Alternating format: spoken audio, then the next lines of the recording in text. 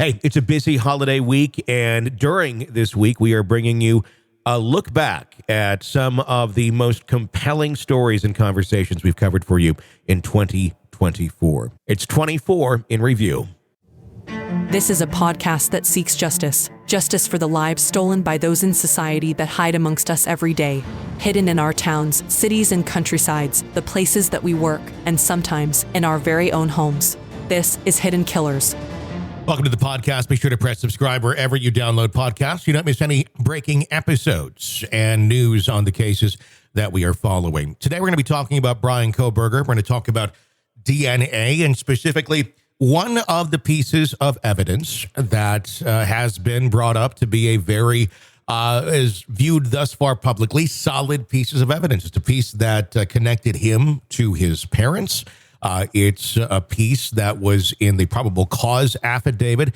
But how strong is that piece alone when put together with the other pieces of evidence that we have certainly seen? It stands up. But by itself, the knife sheath, the button on the knife sheath specifically, where they found some of Kohberger's DNA, does that stand up as a strong piece of evidence, putting him at a crime scene, considering DNA does not have a timestamp on it?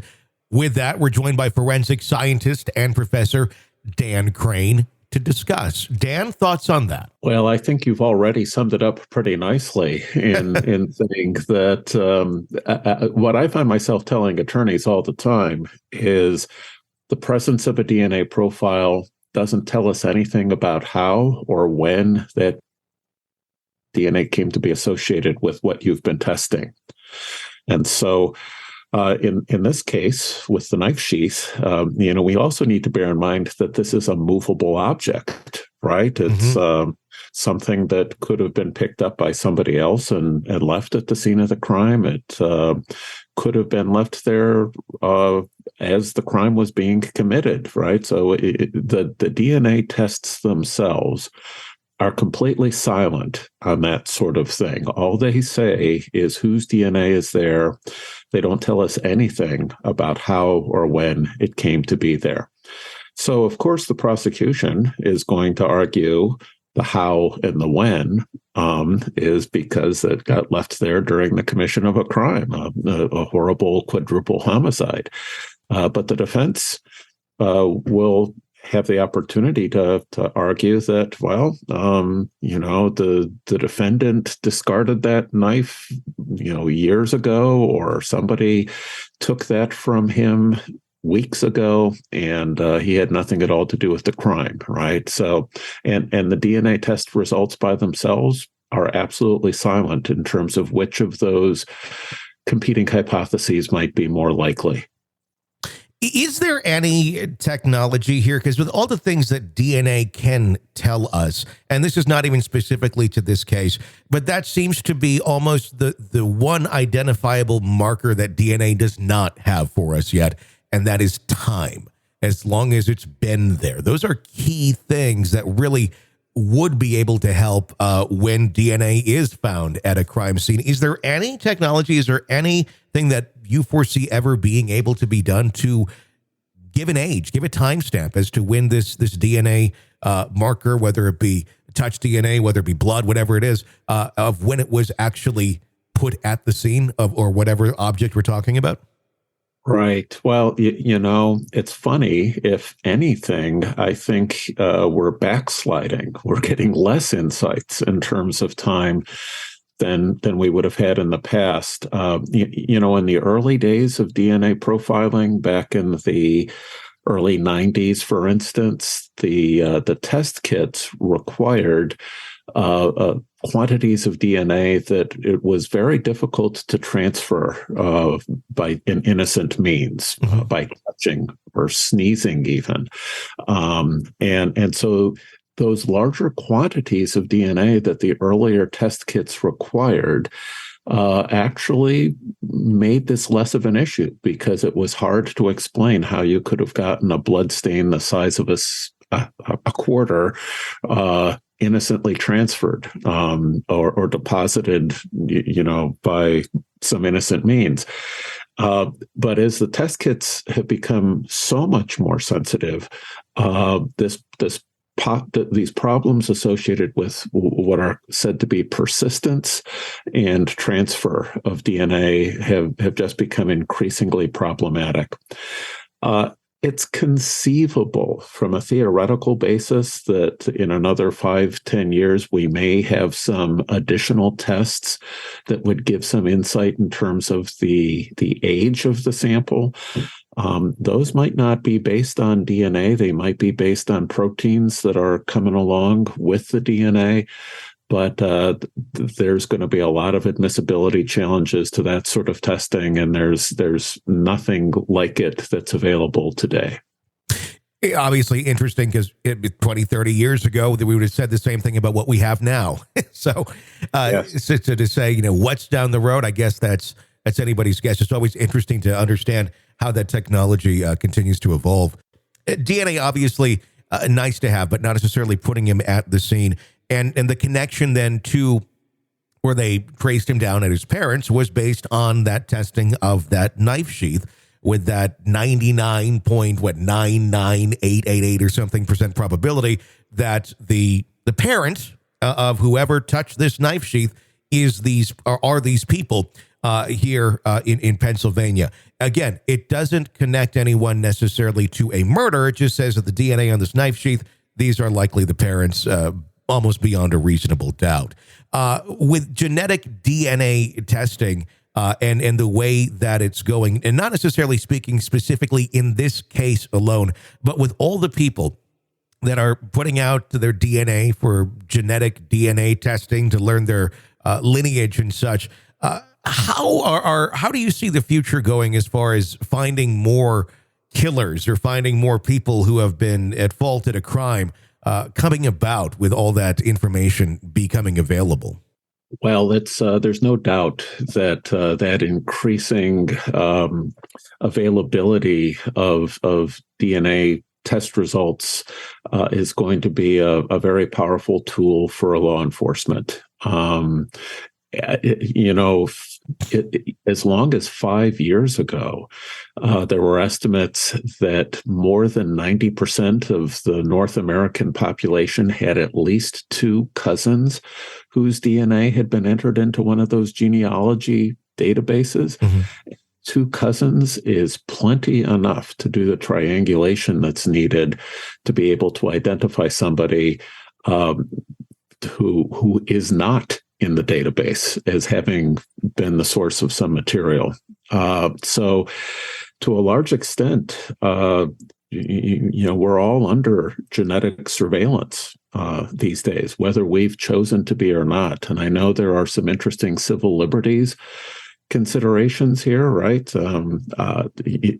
Questions about informed consent. Did the people who were submitting their DNA to see if they had a missing half sibling somewhere, or a cousin or an uncle that they wanted to reconnect with, did they realize that they were potentially casting a shadow of suspicion on a family member they might not even know?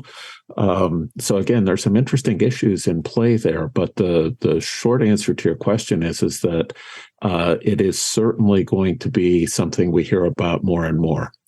And, I think it's also interesting that North America seems to be particularly obsessed with this type of genealogical testing. It is much less an issue in Europe, and it is virtually unheard of in Asia. But in North America, for whatever reason, we have the interest and the disposable income such that people are stepping up to add their DNA to these databases. And again, whether it's intentional or not, they're creating a very powerful tool for law enforcement. When we're talking about DNA, obviously, that seems to be the sexy term to talk about when it comes to any sort of crime case. But there's far more things that are examined forensically than just DNA at a crime scene. Can you speak to that a little bit more and give us a better idea on what other sort of things they're going to be looking for based on the evidence that was collected in the Kohberger crime scene beyond just DNA? Well, let me start with the DNA because I think everyone will agree, even practitioners of other aspects of forensic science, that DNA really is the gold standard of forensic science, and that's been fair to say for at least 20 years now. It became the gold standard, and it is the gold standard because it established a very robust means of attaching statistical weights to the finding of, and I'm going to use air quotes here, a match between an evidence sample and a suspect. Other forensic disciplines for many decades had not even attempted to attach a statistic. They would say things like, well, this is these two fingerprints are from a single person, and they're unique, without ever having actually tested to see if fingerprints were actually unique. But now, there are serious efforts that are underway to attach numbers to how impressed you should be that two fingerprints match. And there are statistics that are being developed to talk about handwriting comparison and hair and fiber comparison. And, the list goes on and on. For a case like the quadruple homicide in Idaho, you should expect that there will be, they'll bring every forensic technique to bear that they can, and that's going to be a long list. There's going to be things like blood spatter analysis that could be evaluated, even if they don't find blood on the defendant or any of his possessions. They can still use blood spatter to gain some insights in terms of the order in which individuals were killed, the position of the attacker, even some insights in terms of the stature of the attacker, their height, for instance. So blood spatter is likely to be involved. Certainly there will be attempts at fingerprinting. Certainly there will be attempts to determine if there may be some stray fibers, a carpet fiber, for instance, that might, connect the defendant to the crime scene. A hair sample, of course, would be something that they'd be interested in as well, and that could be an animal hair as well as a human hair. And I understand that there is talk of a dog's hair potentially playing a role in that particular case. So. The list goes on. And, we shouldn't forget about the types of computer analyses that have been done as part of the investigation as well. Those are forensic tests as well. How easy, or maybe not easy is the applicable term, for someone to go in and commit a crime like this and not leave some sort of signature behind, whether it's DNA, fibers? Is it almost a guarantee that you're going to be taking some with you and leaving some there, whether you're extremely careful or not? Well, that is one of the foundational principles of forensics going back over 100 years, is that every contact leaves a trace. And just as you say, both the perpetrator would leave some of their material at the crime scene, but they would also take some of the crime scene away with them. And both of those are things that could be used as part of a investigation. But again, we're living at a time now where the DNA tests in particular are so very sensitive that it becomes a double-edged sword. And once again, there are these concerns about persistence and transfer. The tests are so sensitive that they could be picking up DNA that was left behind at a crime scene a decade before the crime had occurred. So again, it can make the interpretation very open to alternatives. I mean, for example, would this be a example of one of those interpretations? Kohberger's in a knife store. He's taking a look at a knife sheath. He unbuttons it, puts it back, doesn't actually buy it. It's still at the store. Other people look at it, somebody else buys it. It's been cleaned up pretty well. The store washes it down or whatever, and then somebody else buys it. Let's say the murderer, for playing devil's advocate, that Kohberger is not the murderer, but Kohberger's DNA is on the knife sheath itself. Could that be the connection that was made there? Again, saying that would be the only piece of evidence, if that's what they would be arguing. But that could be an example of how you could place the wrong person at a crime scene if you only have limited evidence. I agree. And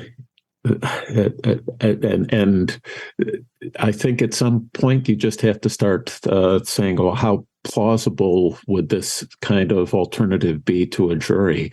But at the end of the day, a DNA expert would tell you that there's nothing about the DNA test results themselves that would tell you which of two alternatives were more likely. Sure. The scenario you described or the scenario that the prosecution would probably want jurors to contemplate, and that is that the defendant's DNA is on that button of the knife sheath because he unfastened the button just prior to committing a gruesome quadruple homicide. And the other pieces of evidence being the other things that would back it up. Like if that was the only thing you had, one could make the argument that, well, maybe someone touched this at the store or you touched it at the store. But when you have the evidence over here and the cell phone pinging and all of that, that is what ends up making the case together to go, well, yes, it could have technically been on that one piece, but all this together collectively shows us that you, beyond a reasonable doubt, were likely there. Right. Yeah. It brings to mind a great attorney that I worked with about 15 years ago said to me, "Hey, look, Dan, here's the thing. I'm weaving together a symphony to entertain the jury with. I need you to deliver one note. I need it to be crystal clear and easy to understand. And I'm going to point to you and I'm going to call out that one note. But it's just one note in a symphony, right?" Mm-hmm. And I think that's essentially the way a prosecutor or a defense attorney needs to look at a complicated crime scene like the one that we're talking about in Moscow, Idaho. Dan Crane, forensic scientist and professor at Wright State University, thank you for joining us and giving us your insight on today's story. That's going to wrap up this episode of the program. Be sure to press subscribe so you don't miss any breaking updates, discussions on the stories that we're covering for you here at Hidden Killers. You can follow me on Twitter at TonyBPod for my commentary off the air as well. I'm Tony Brueski. Until next time, for all of us, thanks for listening.